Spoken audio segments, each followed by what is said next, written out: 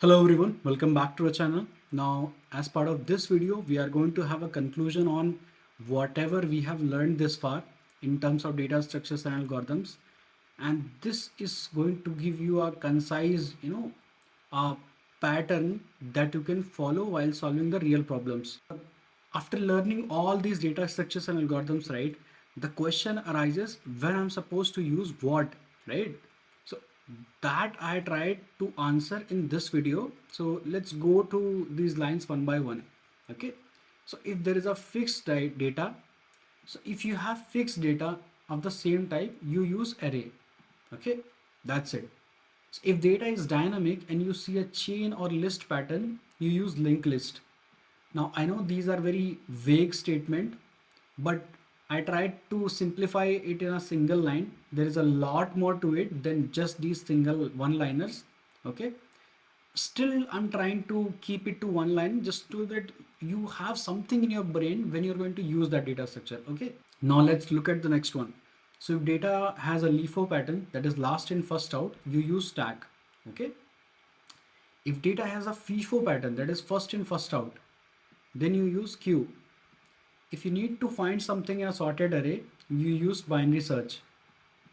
If you need to sort an array fast, you use quicksort. Okay, we also learned about merge sort as well. Okay, but if you use quicksort, you can save a lot of space as well.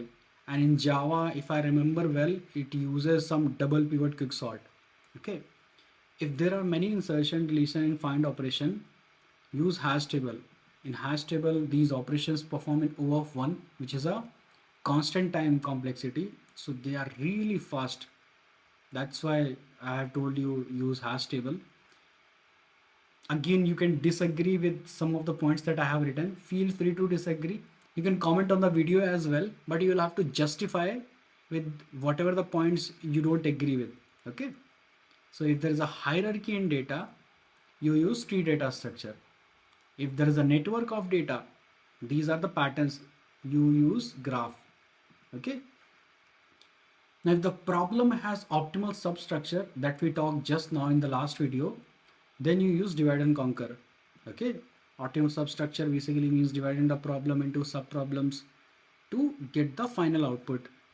And with optimal substructure, if you also see a pattern of overlapping subproblems, that means you can use dynamic programming here. Okay. Now again, if there is a greedy choice applicable, we talked about in a very brief way in some of the videos, you use greedy algorithm. Okay.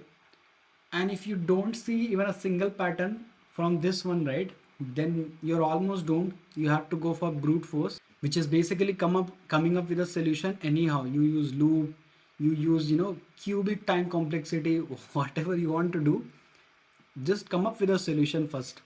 That's what is called brute force. You're not thinking of optimization here, you're just thinking of coming up with a solution. So that's what I wanted to tell you. Okay, which you can use when. Now I have written two notes here. Above techniques are used in different combinations to solve a lot of real problems. So whatever patterns I have written here, they are used in a different combinations together to solve a real problem, because in real problem you need not to have just a single pattern and you solve the complete problem. That happens rarely, to be honest. You have to follow multiple patterns. And the second one, go through Java collection framework well, as you are going to need it in the actual problem solving. So basically what I'm trying to tell you is, do not underestimate Java collection framework. It's one of the best piece of code written. Okay. And trust me, that collection framework is just awesome. If you know how to use it right, a lot of problems are already solved for you. And that realization you will get when you go in depth in collection framework.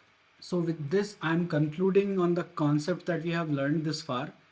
We are going to learn more algorithms. We haven't discussed about Prim's algorithm, Dijkstra algorithm, and there are a lot of other algorithms as well. Okay, but this is the basic information that you need to go ahead.